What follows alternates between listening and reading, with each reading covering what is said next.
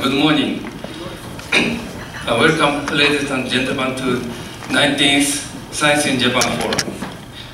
JSPS Washington office has annually organized Science in Japan Forum every year since 1996 as an open lecture to the public. And I believe that the successful continuation of the Science in Japan Forum for 19 times each is largely owed by the excellent organizers and eminent invited speakers, and more importantly, by very supportive audience like the people like you today. I'm Dr. Keiko Nishikawa, Inspector General at the Japan Society for the Promotion of Science. On behalf of JSPS, I extend you all our hearty appreciation for taking a time out of your busy schedules to participate in this Science in Japan Forum.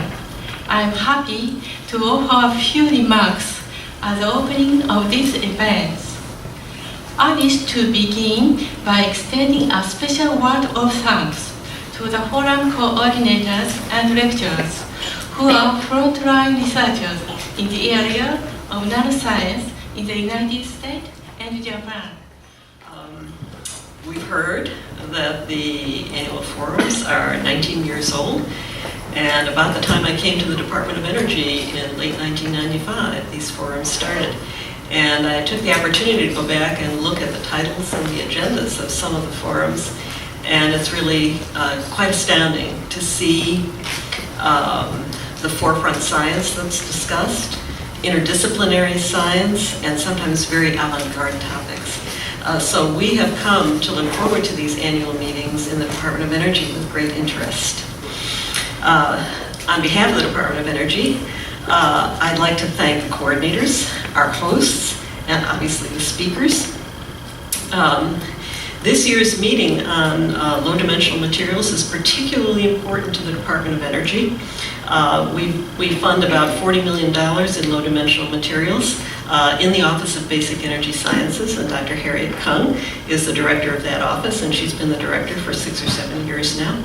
And many of the program managers in Basic Energy Sciences are here today too. The main topic today is physics and applications of low-dimensional systems. This field of research has a long history since the 1970s, when semiconductor quantum wells became available. One of the most interesting characteristics of this research field is the synergism between basic physics and device applications. So whatever we do in the laboratory, discovering new phenomena, new material structures have possibilities for making devices. Now, several of us have been involved in two-dimensional materials. We know there are many such existing materials already. But this new approach is really different in the sense that rather than taking bulk layered materials and using them for specific applications, the approach is here really to do this in a bottom-up way. Essentially, the question is, if you have available to you two-dimensional atomic layers of different composition, how do you really build larger structures? How do you really controllably build layered materials? So my subject is to create some new 2D electron systems, but the way of making the system is a little bit different from what the previous speaker talked about. And the basic concept is written in this diagram.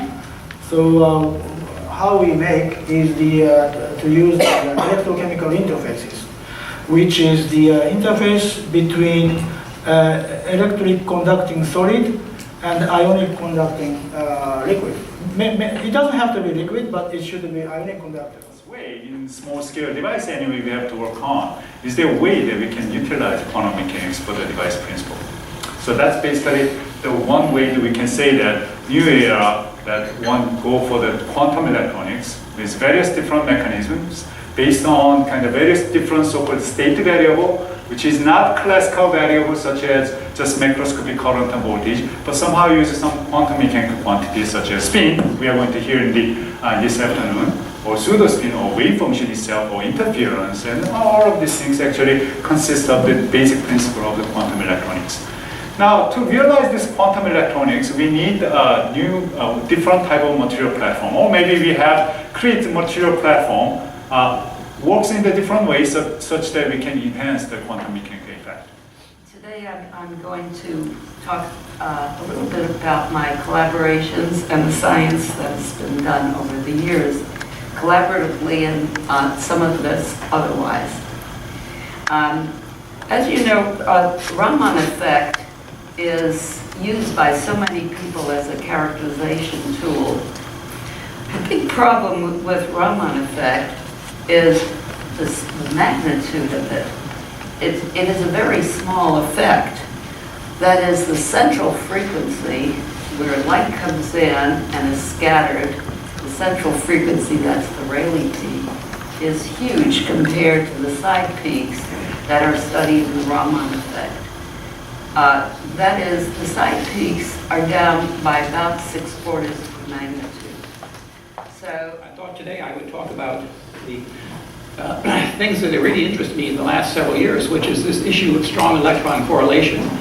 And I'll give a number of examples from all kinds of work, my own work and other people's work as well, to kind of show you the general thread of how this plays out, the size and dimensionality. So at Columbia right now, I'm teaching freshman chemistry, honors freshman chemistry. I like to teach, and so it's always good to start at the beginning at a simple level. The pi electrons of the carbon nanotubes and the graphene are critically important, so let's have a little tutorial on the pi electrons. So I'm going to talk about recent work on carbon optics and photonics. We just heard about some wonderful things about carbon materials in terms of optics, especially strong Coulomb interactions and unique band structure, ultra-high carrier mobility. They all make optical properties of carbon materials very interesting. Today I'm going to concentrate on more applied side of this story, talking about photonics and optoelectronic applications of carbon materials.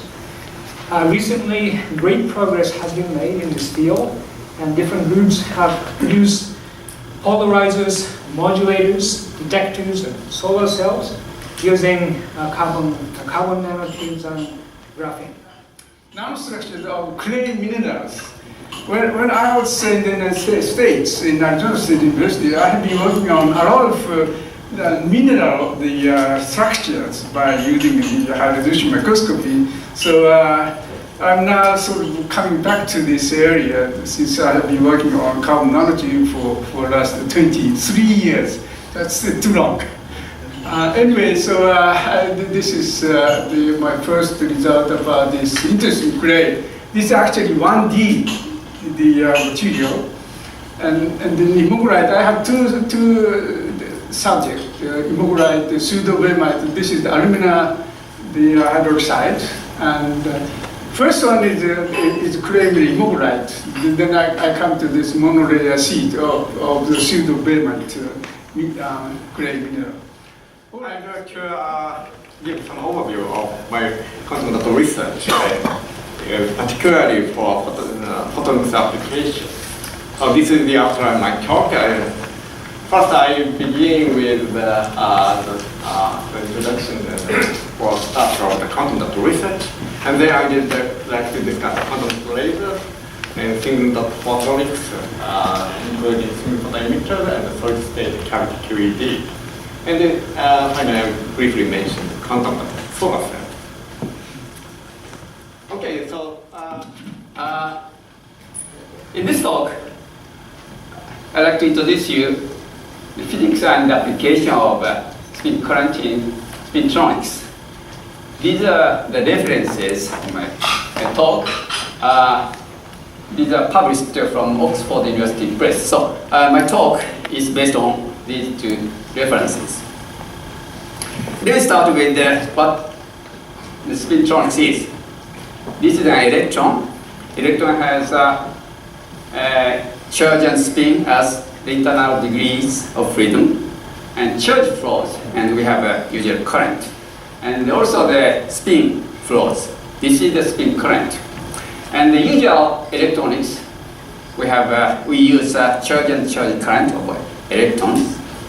But in spintronics, we like to use spin and charge current on an equal footing. This is the spin electronics or spin current. Spintronics or spin electronics. This is a magnetizer in conventional magnetization of in magnetic tape, just perpendicular, just longitudinal recording made here. Conventional one. But in high density recording,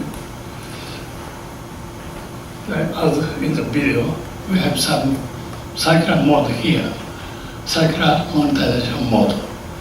This mode includes perpendicular component and in-plane component, two kinds of mode.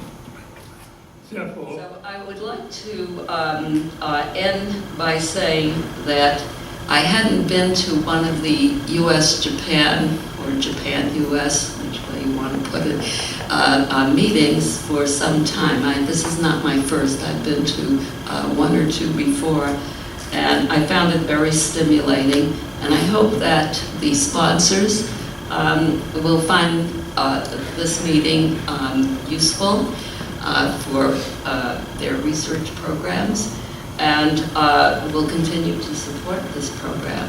And having it go between different fields of science, including the humanities or whatever you support, I think it might be a good idea.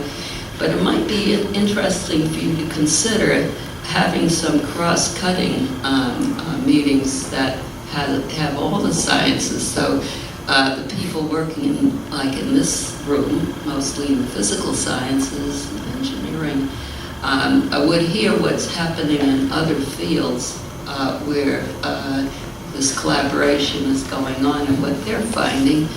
Maybe it would be very interesting for us. I don't know exactly how to organize that, but that was one thing that I was missing, because I know things are happening elsewhere in this collaboration, and I would like to have maybe a summary sometimes of what